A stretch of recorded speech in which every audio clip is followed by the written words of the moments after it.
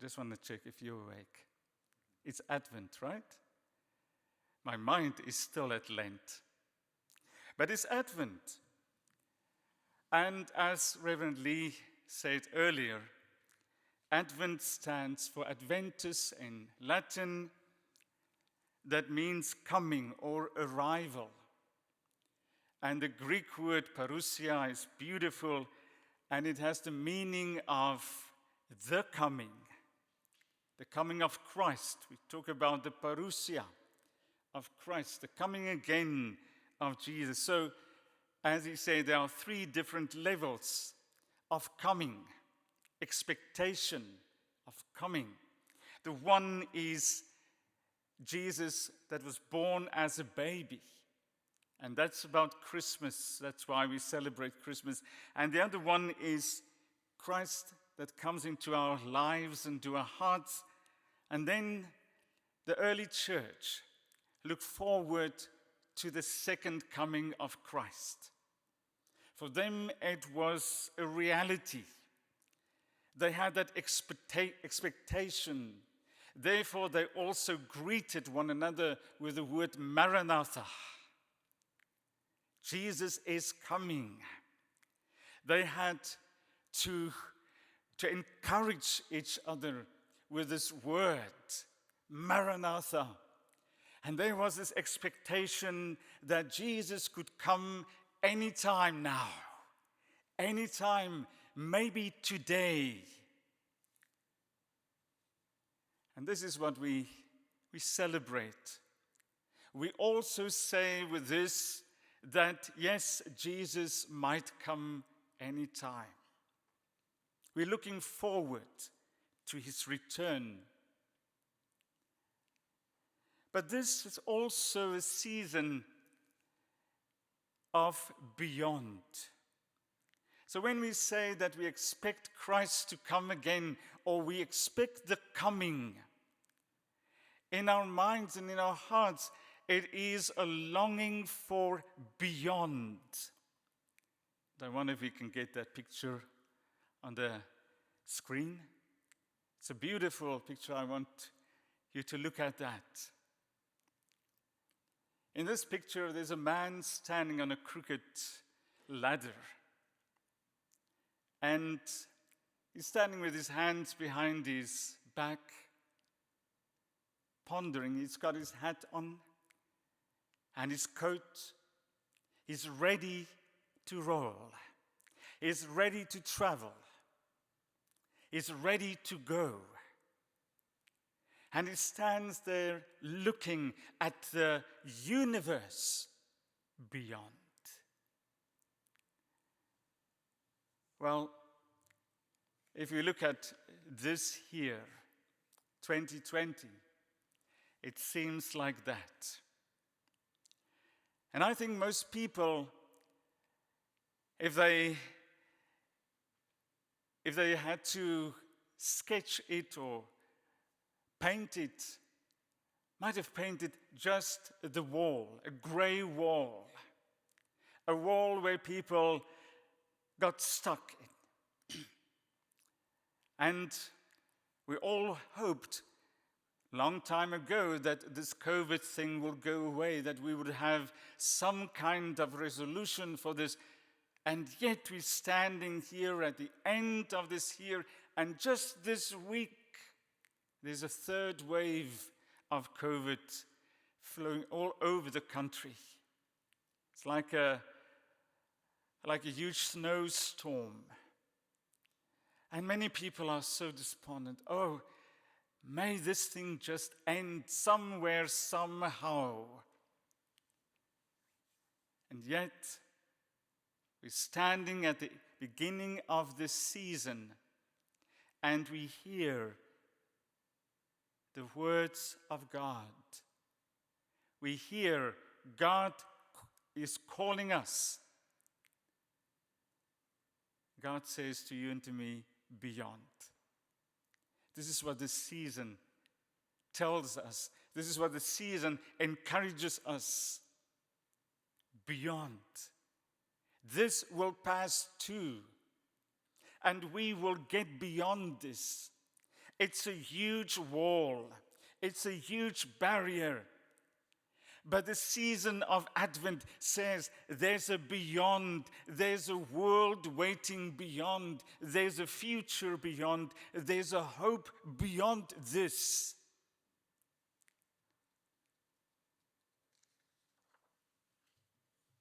This season calls us to hold fast on this promise. If we look at Jesus' first appearance on this earth as a baby, I mean, that world was also in turmoil. It was chaos. It was a time when kings could decide to kill a whole city, all the babies in one city. It's a time when kings had so much power over people. It's a time of oppression. And the people in Israel, they had a hard time, and maybe they also longed for this beyond. We see in the prophets, we see in the Bible, right from Genesis, that this cry of beyond is always there. Beyond this, beyond the circumstances of today. And brother and sister, you know what your wall is. That wall that you maybe, you're stuck behind this wall. You don't know how to get over this wall. You don't know really what lies ahead. Your vision is stuck as well. And bleak is what you see in front of you. So this season, may this season be for us a season of hope. May it kindle in us that little bit of hope. And maybe we can get that crooked ladder and stand on this ladder. Maybe the promises of God are this ladder that we can stand on, and we can just peek over and we can see the world beyond. Because this is what hope is. That God wants to show us beyond. God calls us for beyond this. So, if we want to celebrate this season, we need one thing. We need the F word. And now maybe you can guess what the F word is. Faith.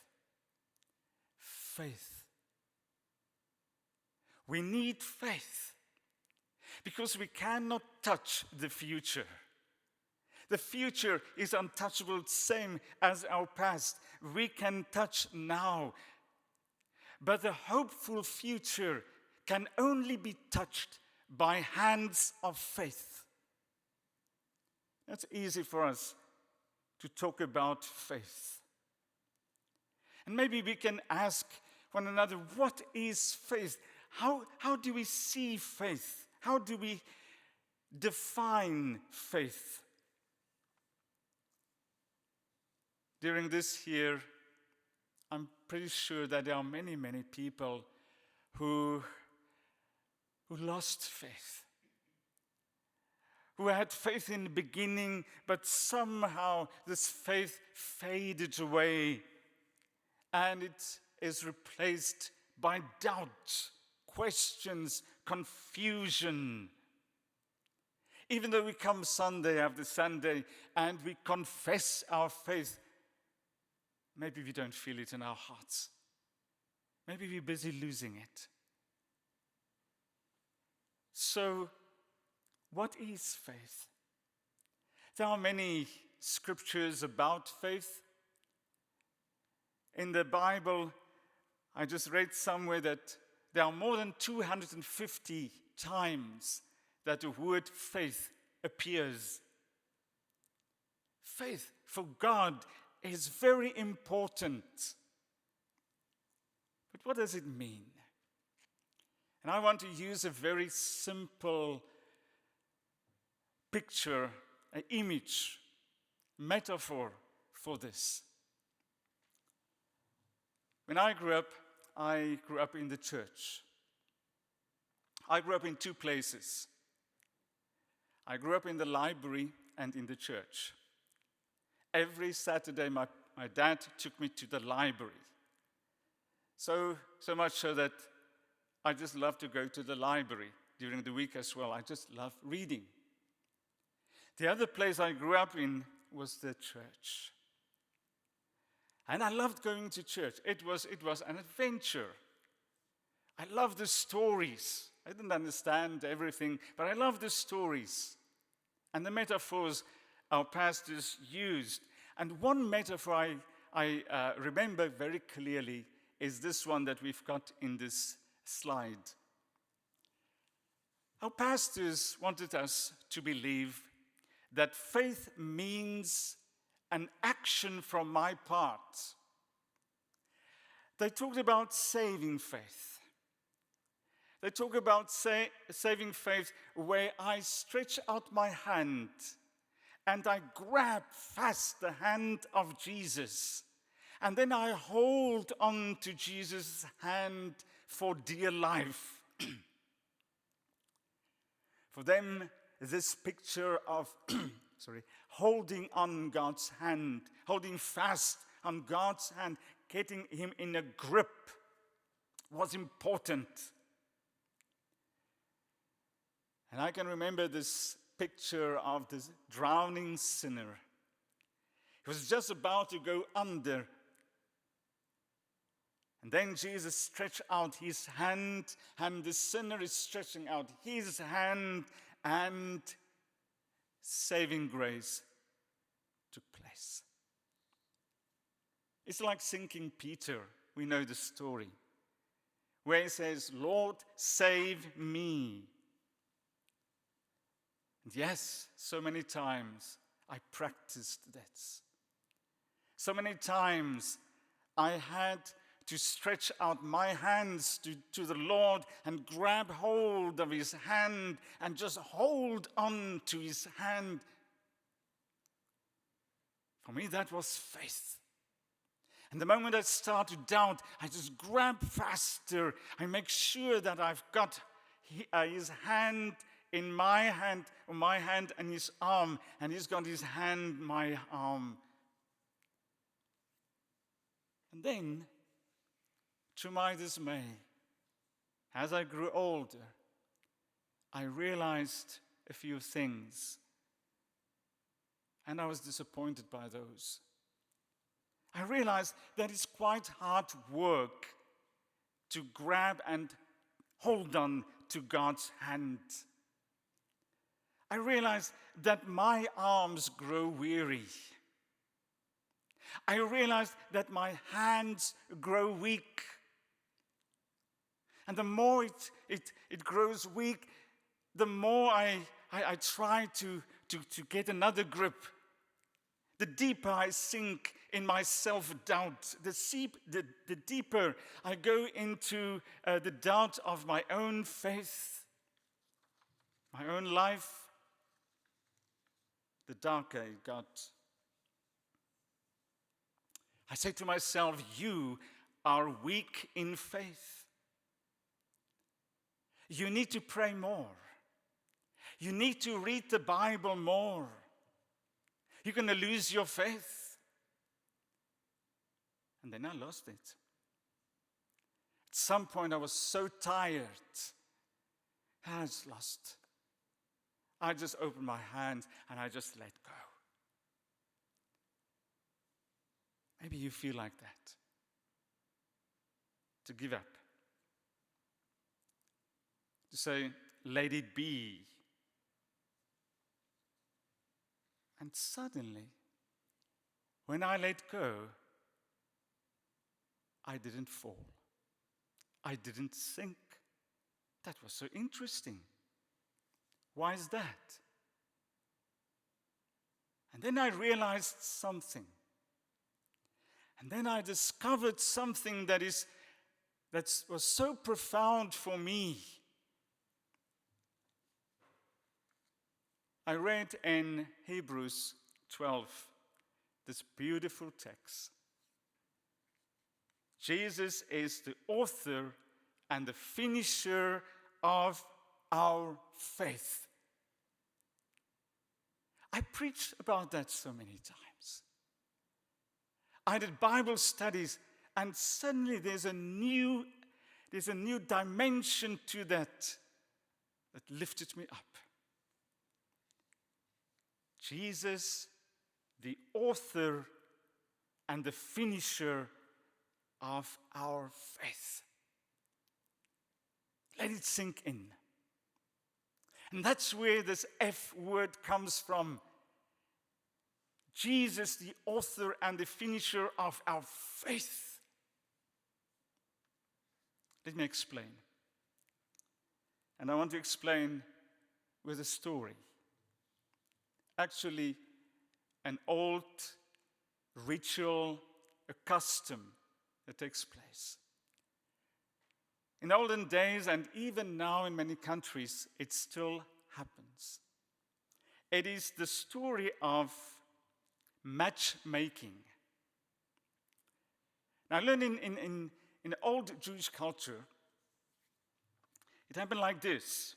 Now, in the Jewish culture, they refer to this matchmaking as the shidduch. And they take it very seriously because it's even considered a mitzvah. A mitzvah is a commandment. So they take it very seriously. And in very orthodox communities, they still have this matchmaker in a small village or a small community, and they've got their matchmaker. It's usually a woman. And when the young Eva and the young Mordecai, let's give them names, right? So the young Eva or the young Mordecai, if they are at the age where they should get married, parents call in the matchmaker. So she comes in, and there's a whole process. I'm not going to bore you with the whole process, but it's very interesting. Because she has to find for little Mordecai, she has to find a wife suitable for him. And eventually, she found one, little Eva. And then she brought them together with the parents, and they sat at a table. And one side, Eva, the mother and father, maybe the siblings. On the other side, little Mordecai with mom and dad and siblings. It's a serious transaction. And then they would deliberate again, a little bit here, a little bit there, and they would talk.